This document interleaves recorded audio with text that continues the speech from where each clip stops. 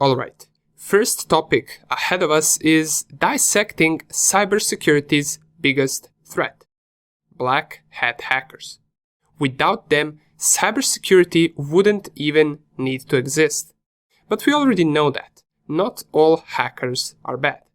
We have bad hackers and we have good hackers. Both of them exist in large number and they are everywhere on the internet. Bad hackers are there to inflict damage, while good hackers are there to protect and secure. But it's time we start using real terms for this that we're already introduced to. Let's refer to bad hackers as black hat hackers and to good hackers as white hat hackers. Since we already know what both white hat and black hat hackers intend to do on the internet, let's move our focus on the black hat hackers since it's much more important to understand the bad guys.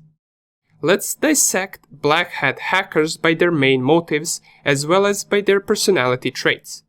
Now, it's important to mention that not all the black hat hackers will have these traits and these motives, and sometimes they can be rather deceiving both in real life and in cyber world. But most of them will, however, have some of these traits and motives. Okay, let's talk about the motives first. One of the most obvious one would be monetary or financial gain. As everyone else in this world that works for money, so do the black hat hackers. They just decided to use their skills for bad cause and to earn money illegally by hacking and phishing other people and companies. This is simply due to their desire to earn more money faster. With illegal hacking, a lot of money can be made, and that is why some people with hacking skills turn to the bad side. Some of the hackers don't even have to do their illegal activities themselves in order to earn money.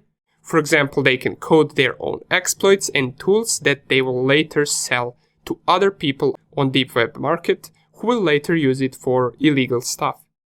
One of the most common and dangerous ways that allows black hat hackers to earn, or better say steal money, is by releasing a ransomware.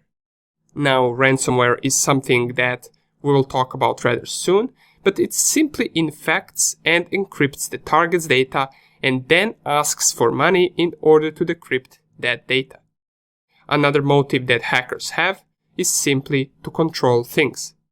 This can be for many purposes, such as just the joy of controlling other people's devices and being able to spy on them and steal their data at any time, but also it can be used to run different attacks such as DDoS attacks. Another thing that motivates some hackers is power, or also political power. This one is a no-brainer. Political wars are being fought on every field, including cyberspace.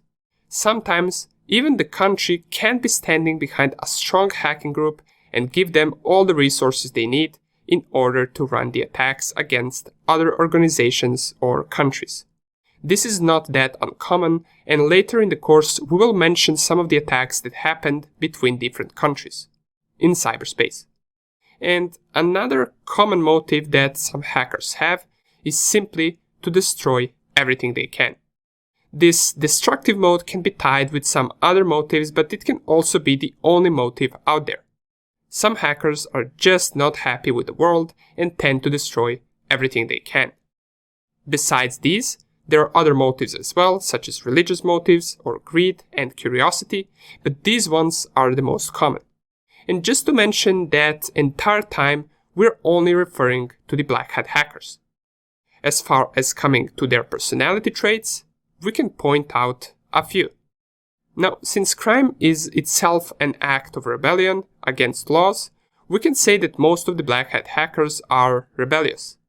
They can form organized hacking groups or cyber crime support structures. These groups or structures bring like-minded people together, and they can be highly effective since all the members already disregard law. Some of the black hat hackers also have inferiority complex, and an inferiority complex is where an individual lacks self-esteem, doubts their own capabilities, and feels that they do not measure up to some standards. Such a person will feel weak And to compensate for this, they will try and do something to prove that they're strong.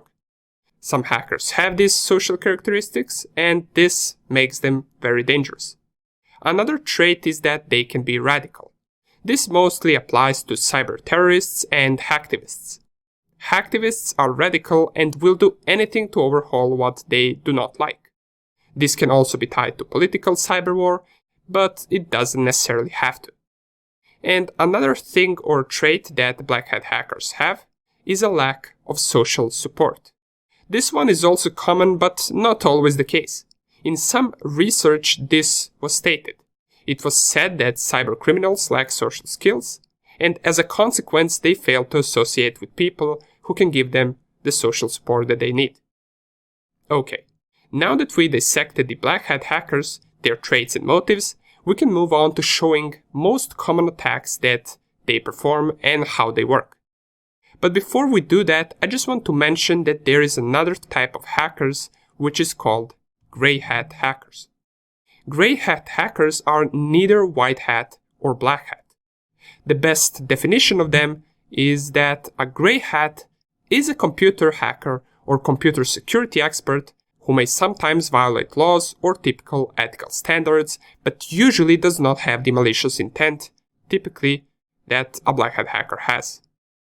Nonetheless, that's about it for this video, and let's move on to the next lecture where I will show you a couple of attacks that are common out there in the cyber world.